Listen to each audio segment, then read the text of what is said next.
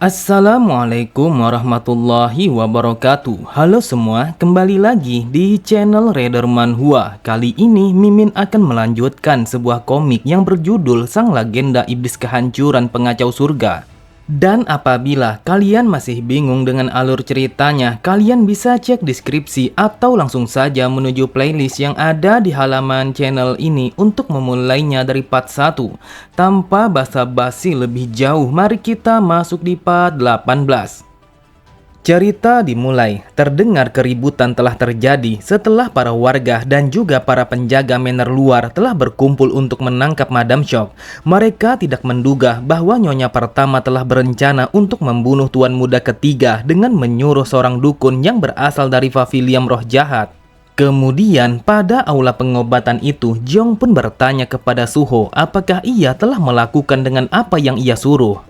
Melihat Suho yang tidak langsung menjawabnya, sambil tersenyum, Jeong pun memainkan leher makhluk itu yang seolah-olah memberitahu kepada Suho kalau keselamatan nyawa makhluk itu berada di tangannya. Setelah menarik nafas panjangnya, Suho berkata, "Lihatlah ke arah sana, keributan telah terjadi dan itu adalah bukti kalau aku telah melakukan dengan apa yang kau perintahkan." Namun di dalam hatinya Suho berkata, pada akhirnya semuanya telah berjalan sesuai dengan keinginannya. Madam Shock dan juga pavilion roh jahat telah menjadi musuh. Lalu Madam Shock telah menjadi seorang tersangka karena ia mencoba untuk membunuh Tuan Muda ketiga. Tetapi untuk saat ini aku tidak perlu mengkhawatirkan orang itu karena aku juga yang mengkhianati pavilion roh jahat hanya untuk menyelamatkan makhluk itu. Mungkin selamanya mereka akan mengejarku karena dosa yang aku perbuat ini. Jadi sudah saatnya bagiku untuk pergi sejauh mungkin dari tempat ini. Lalu Suho pun meminta kepada Jeong untuk melepaskan makhluk mitologinya seperti apa yang telah ia janjikan apabila ia melakukan perintah Jeong untuk membongkar kebusukan Madam Shock. Jeong berkata, sebelum aku mengembalikan makhluk ini, ada sesuatu yang ingin aku tanyakan kepadamu terlebih dahulu. Lagi pula, kau sama sekali tidak memiliki sebuah pilihan selain mengikuti perintahku apabila kau ingin makhluk ini kembali kepadamu dalam keadaan yang bernyawa. Ketika mereka berada di dalam ruangan medis, Suho berkata, apakah yang kau maksud kalau aku harus memberitahumu tentang Chimemoryo? Dengan santainya Jeong berkata, itulah yang aku maksud tentang orang-orang yang bisa mengendalikan sebuah roh seperti Demonic Monk dan juga makhluk mitologi ini, atau lebih khususnya tentang pavilion roh jahat. Suho berpikir seperti yang sudah aku duga bahwa dia sama sekali tidak dirasuki oleh roh jahat, tetapi biksu ini adalah familiarnya. Namun aku tidak mengerti mengapa dia menjadikan sebuah roh yang dipenuhi oleh kebencian menjadi familiarnya seperti ini. Bahkan yang lebih mengejutkan lagi, mata putihku melihat benang merah yang lainnya dan itu artinya dia telah memiliki roh yang lainnya yang masih belum bisa aku ketahui seperti apa roh itu.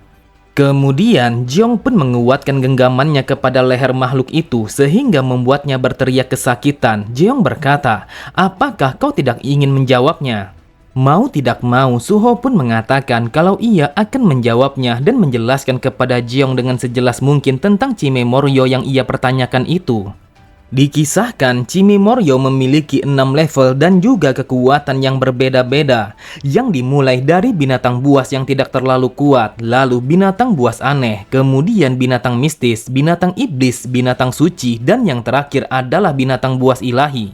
Meskipun level pertama yang berada pada binatang buas yang tidak terlalu kuat hanya dianggap sebagai gangguan kecil, tetapi semakin tinggi level mereka, maka mereka akan semakin berbahaya.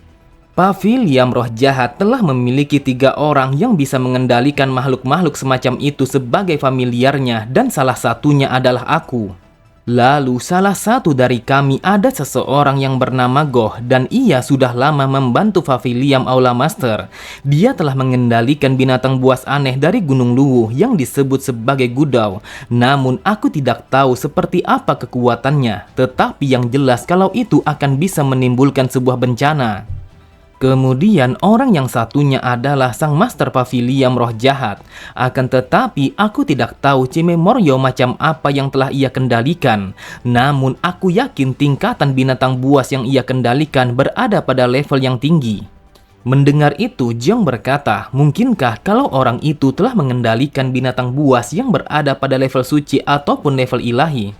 Suho pun berkata, seseorang yang bisa mengendalikan binatang buas di level itu hanya ada pada cerita legenda, dan juga hanya ada sedikit kisah dari orang-orang yang telah mampu mengendalikan binatang buas berlevel suci itu. Jadi aku berasumsi kalau dia berada di level iblis. Sambil menyerahkan sebuah buku, Suho berkata, ini adalah sebuah buku yang bisa menjelaskan semua tingkatan dari binatang buas Jimemoryo, dan buku ini dikenal sebagai catatan klasik dari gunung dan lautan. Jeong pun bergumam, Master Paviliam roh jahat, siapa orang itu sebenarnya? Lalu apakah binatang iblis yang berada di level ilahi adalah seekor naga? Sepertinya akan sangat bagus jika aku bisa memiliki seekor Cimemoryo yang berlevel tinggi, karena sudah pasti kalau dia memiliki ki kematian yang sangatlah banyak. Setelah mendapatkan buku itu, Jeong pun melemparkan makhluk itu kepada Suho sembari mengatakan, ambillah makhluk ini karena aku tidak lagi membutuhkannya. Terlihat makhluk itu begitu leluasa menggerakkan kepalanya setelah terlepas dari cengkraman tangan Jeong. Kemudian Jeong meminta kepada Suho untuk mengucapkan terima kasih kepadanya dengan begitu lantang. Bahkan Jeong memintanya untuk mengucapkan berulang-ulang kali. Mendengar itu, Goh-chan bergumam, orang ini memiliki kepribadian yang begitu aneh. Bahkan ia juga telah membuat wanita mengerikan ini menjadi tidak berkutik di hadapannya. Setelah meninggalkan ruangan Jeong, terlihat Suho sangatlah kesal sampai-sampai ia tidak bisa menyembunyikan ekspresinya karena ia telah dipermainkan oleh seorang bocah. Dan di dalam ruangan pengobatan itu, Jeong pun merasa puas. Selain mendapatkan ki kematian yang begitu banyak, ia juga telah berhasil mendapatkan sebuah buku yang begitu penting untuk ia pelajari tentang makhluk Cimemoryo. Jeong bergumam, hari ini sungguh hari yang sangat beruntung. Mulai dari sekarang, Madam Shock tidak akan bisa melakukan apapun terhadapku, dan dia akan selalu diawasi oleh orang-orang yang berada di sekitarnya. Lalu semua ki yang aku kumpulkan dari makhluk binatang buas itu saat ini sangat cukup untuk membentuk sebuah energi core yang berada di dalam tubuhku. Jadi, mulai dari sekarang aku akan bisa mempelajari seni bela diri dan membalaskan dendamku atas seseorang yang telah membunuh kakek dengan cara yang sekeji itu. Di sampingnya Goh-chan berkata, wahai tuan muda, apakah kau yakin kalau hal ini akan baik-baik saja? Mendengar itu, Jeong pun bertanya apa yang dimaksud oleh Goh-chan. Goh-chan kembali berkata, aku yakin bahwa mulai saat ini ia akan memiliki sebuah dendam kepadamu. Wahai tuan muda, apakah kau tidak khawatir karena bisa saja kalau ia akan melakukan balas dendam kepadamu di lain hari? Dengan santainya Jeong berkata, apa yang kau katakan mungkin saja ada benarnya. Akan tetapi aku tidak merasakan kalau dia akan melakukan sesuatu yang seperti itu. Namun Goh-chan langsung terdiam ketika Jeong yang melanjutkan kata-katanya. Tetapi sekarang adalah saatnya bagimu untuk memenuhi bagian janjimu kepadaku. Di tempat yang berbeda, terlihat Suho yang berjalan meninggalkan wilayah kediaman Mok. Ia berjalan sambil memeluk familiarnya yang telah terlepas dari genggaman Jeong. Melihat kondisi makhluk itu yang begitu lemah, Suho bergumam, aku sama sekali tidak akan terkejut jika familiarku akan mati di saat ini. Dengan tatapan mata yang tajam, Suho berkata, Mok Yong-won, mungkin saat ini aku akan mundur, tetapi suatu hari nanti aku akan berjanji untuk membalaskan dendamku dan juga membunuhmu.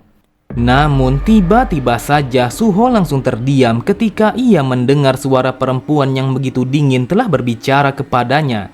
Sepertinya kau telah merencanakan balas dendam kepada Mok Yong-won. Seketika itu juga, Suho pun langsung melompat untuk menjauhi dari asalnya suara itu. Ia mencoba untuk waspada agar bisa menghadapi sebuah serangan dadakan yang tertuju kepadanya. Akan tetapi, Suho begitu heran ketika ia mengetahui bahwa tidak ada satu orang pun yang berada di tempat itu selain dirinya sendiri dan juga makhluk mitologi yang ada di tangannya. Suho mencoba untuk berpikir dan juga memahami situasinya. Ia bergumam, perasaan ini sudah pasti kalau ini adalah aura pembunuh. Mungkinkah kalau mereka telah memburuku?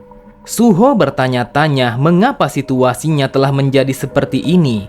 Di saat itu matanya telah mengeluarkan banyak darah sampai-sampai telah mengaburkan pandangan matanya.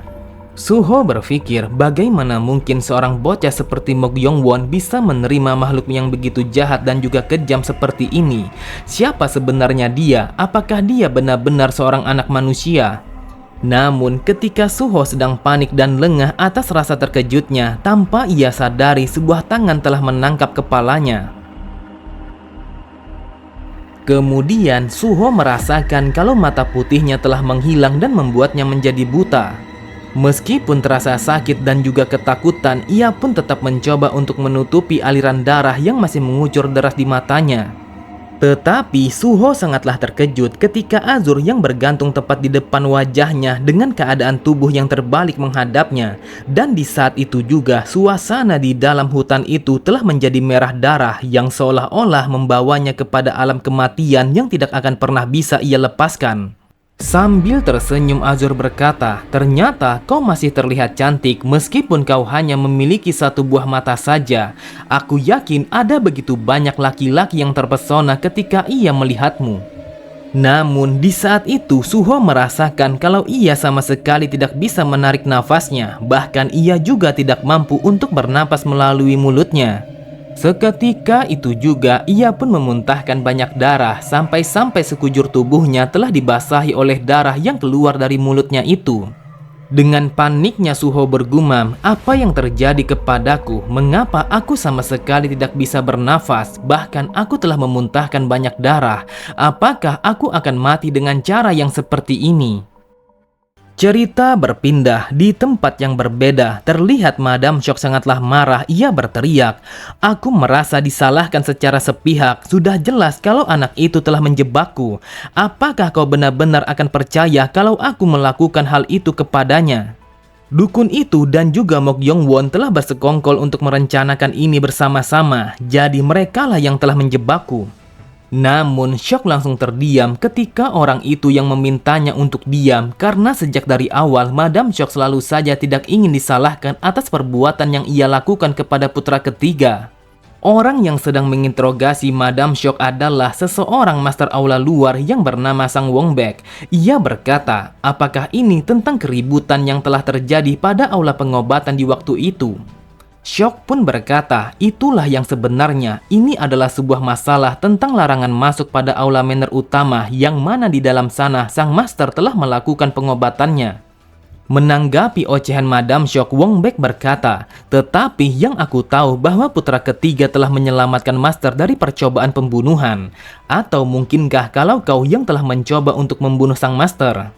Sontak Shock sangatlah marah. Ia pun berteriak dengan sangat keras karena ia sama sekali tidak menerima kalau ia telah dituduh dalam rencana pembunuhan sang master. Namun Shock menyadari kalau Wongbek telah menatapnya dengan tatapan mata yang begitu tajam, yang seolah-olah kalau niat jahatnya telah diketahui oleh Wongbek dengan sangat sempurna, bahwa dialah dalang sebenarnya yang telah merencanakan pembunuhan sang master. Kemudian Wongbek berkata, "Aku tidak bisa hanya berdiam saja setelah melihat insiden ini, dan nanti kami akan melakukan investigasi yang lebih mendalam, jadi tolong kerjasamanya."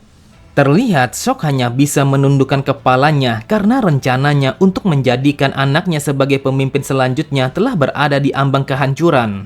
Lalu Wongbek kembali berkata, "Kau tidak perlu khawatir akan hal ini karena aku akan memastikan bahwa ini adalah investigasi yang adil. Mulai saat ini kami akan mendalami masalah ini dengan sebaik mungkin, yang dimulai dari dirimu, lalu putra kedua dan juga putra ketiga Mok Yong-won." Setelah kepergian Madam Shock, Wongbek mencoba untuk berpikir segala kemungkinan yang terjadi dari ketiga orang itu. Ia bertanya-tanya mengapa Madam Shock dan juga putra kedua sangat ingin membunuh putra ketiga. Hal itu akan masuk akal jika mereka sedang berkompetisi pada kekuatan, atau bisa juga kalau mereka sangat ingin menjadi yang tersayang bagi sang master. Akan tetapi putra ketiga tidak mampu melakukan seni bela diri dan juga latar belakang keluarganya tidaklah mengesankan. Oleh sebab itu pastinya ada sebuah alasan mengapa mereka sangat ingin membunuhnya. Atau mungkin mereka telah memiliki alasan yang tersembunyi yang sama sekali tidak bisa aku ketahui meskipun aku telah berpikir dengan begitu keras. Kalau aku ingat lagi ketika aku berbicara kepadanya, putra ketiga memanglah tidak seperti yang biasanya. Yang aku tahu dia sangat arogan terhadap seseorang yang tidak tunduk kepadanya. Awalnya aku merasa kalau dia hanya merasa trauma karena sebuah kejadian yang membuatnya hampir mati. Ataukah semua itu hanyalah disengaja atau lebih tepatnya hanyalah berpura-pura. Dari yang aku perhatikan bahwa ada sebuah kejanggalan dari putra ketiga sehingga membuatku tidak bisa mengabaikan akan hal ini. Sepertinya aku sama sekali tidak punya pilihan lain selain mencari tahu dengan caraku sendiri. Oke semua, cukup sampai di sini dulu pembahasan alur cerita kita. Sampai jumpa di video selanjutnya. Wassalamualaikum warahmatullahi wabarakatuh.